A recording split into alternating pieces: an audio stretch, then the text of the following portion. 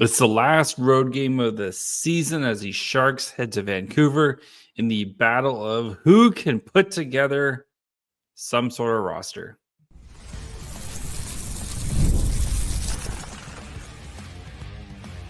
You're Locked On Sharks, your daily podcast on the San Jose Sharks, part of the Locked On Podcast Network, your team every day. Hello, welcome to Locked On Sharks, the premier hockey podcast covering your favorite team in the Bay Area.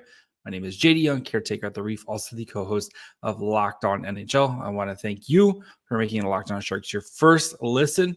Probably part of the Locked On Network. We cover your team every day, and we continue our YouTube exclusive game day previews. Recording this about 10:30 at night because back-to-backs, et cetera, et cetera. So we're going to be looking at how the Sharks and Canucks try to match up as both these teams are hobbling towards the finish line here. So we don't know, especially the Sharks, who will not have a morning skate. So we will know some sort of availability on who's potentially here and who gets called up. As remember, Ostapchuk and Jack Thompson both left the game on Sunday night versus the Flames. But the Canucks not making the playoffs here. They officially been eliminated. Last 10 games, they've gone 5-3-2. Kind of the nail in the coffin for them was they had a 3-game losing streak against Columbus, Winnipeg, Seattle, and then kind of got their act together a little bit here. But yeah, just a little bit too little too late. Both these teams have played. This will be the fourth meeting. Vancouver's won all three, 3-2 in November, 4-3 in December, and then a 2-1 victory at the beginning of February for the Canucks. So how they match up, your Sharks 20-49-11, Canucks 37-29-14. Sharks 2.59 goals for per game, 31st. 3.81 goals allowed, 32nd, 18.6 on the power play, 25th, then 73.5% on the PK, 29th. The Canucks 2.88 goals for, 22nd in the league, 3.08 goals allowed, 18th, 13.1 or 23.1, power play at 14th, the PK at 82.2, second best in the league. Foley leads the Sharks in goals with 30, Eklund and assists with 41, Celebrini in points with 62. DeBrusk leads the Canucks with 27 goals, Quinn Hughes in assists with 59, and total points in 75. How these teams match up, the Canucks offense, not very good. They are like the Sharks have a slight advantage at expected goals for. But 5-on-5 Corsi 4, like both these teams struggle to score goals. The Canucks a little bit better finishing, so their kind of scoring percentage compared to like the Sharks, but just struggle to generate offense, and especially when Quinn Hughes is not on the ice. Defensively, though, the Canucks are pretty solid. They're good at limiting shot attempts. They don't give up a lot of quality shots, but the goaltending has been worrisome at best, I think, for the Canucks this year. That's kind of a big reason for their downfall. Plus, drama. So, Canucks are fifth in the division, 17th in point percentage. They were one of the last teams to get eliminated. That PK, like I said, very good. Expected goals against, like they don't give a lot of quality, but they're just cannot drive offense this year. So they, like the Sharks, also struggling to put together a lineup right now. They have a ton of dudes on who are injured right now, including Pedersen, Hedel, Forbert, Myers, Demko. Like they have just running out of bodies at the point here, so they'll probably be even. Right now, they only have Puck P only has 5 defensemen listed for them, so I'm sure we will see some sort of some additions here. So Hoglander, Suter, Garland. Up top to Russ Mueller, Besser, Joshua Ratty, and then Sherwood, O'Connor, Bluger, and Carlson make up your forward group. Besser, that second line there of DeBrusk, Mueller, Besser, really need to kick because that is a lot of scoring power on that line there. So especially between DeBrusk and Besser, a lot of scoring power on that line right there.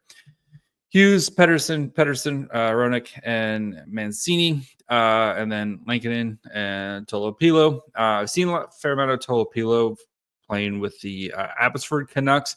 He's pretty good as well, but I would assume Lankinen would get the start for the Canucks. So what to watch for in this game?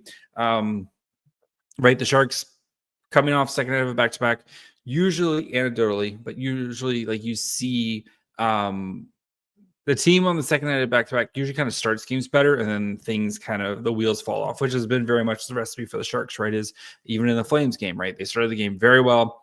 Wheels eventually kind of fell off for the Sharks there. This is a Canucks team that is very much ready to end the season, especially what has been a long, very drama-filled season as well. And this feels like if the Sharks are going to get a win here in these last two games, this could be a really good opportunity for the Sharks to get a win because I kind of feel like this Canucks team a bit done. I think they're just ready for the season to be over. In terms of like Canucks, and they do have their first round pick, and right now they are looking at picking 15th. But there are a couple teams between Columbus who's still fighting for their playoff life, and Utah who are really close point wise, so they could potentially get down, if they lose out, get down to like 13th, which might be attractive if you are a Vancouver Canucks management. But I do want to see if the Sharks can continue to play well at the beginning of the game. Who's in the lineup is definitely a question mark as I'm recording this again at like 10:30 at night, because like we probably won't. You'll know who's in the lineup, honestly, or who's going to be potentially in the lineup by the time you actually listen to this. So I'll kind of keep that vague, but I do want to see, like, especially the top six, like the top between the top six, right? It feels like it's either the Wenberg line going or the Celebrini line going. And it would be nice to kind of get both the lines going. In the Flames game, it was definitely more the Wenberg line compared to the Celebrini line, and how the Sharks tried to kind of match up with the top lines here. Again, I wouldn't be surprised if maybe the Wenberg gets that DeBrusk-Besser line, and then maybe Celebrini gets the Suter-Garland Hoglander line there, as would be my guess, if Warsofsky can kind of get his way.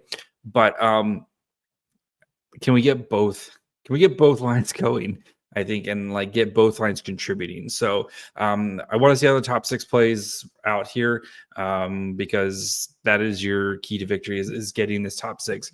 Don't expect the power play to do much, especially even with all the talent that they're losing. Like, that's still a really good penalty kill unit. So I wouldn't expect much from the special team. So it's going to have to be 5-on-5 scoring, which is kind of how the Sharks have gotten their scoring as of late. So 5-on-5 scoring, you're going to have to take advantage of your opportunities, because this Canucks team just doesn't give a lot of quality chances, but the goaltending has definitely been shaky. So if you can maybe generate some offense early, kind of like what you did with the Flames, I would go with the same exact game plan as you had with the Flames, and we're just knowing that your goaltending is probably not going to be as good as what Calgary has. So try to kind of go out first couple shifts, see if you can get an early one, see if you can get a couple early ones, and then kind of just get this Canucks team, which looks like they're ready for vacation.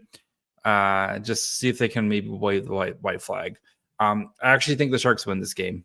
I just don't see them ending the season with 11-game losing streak. They're overdue for a win here.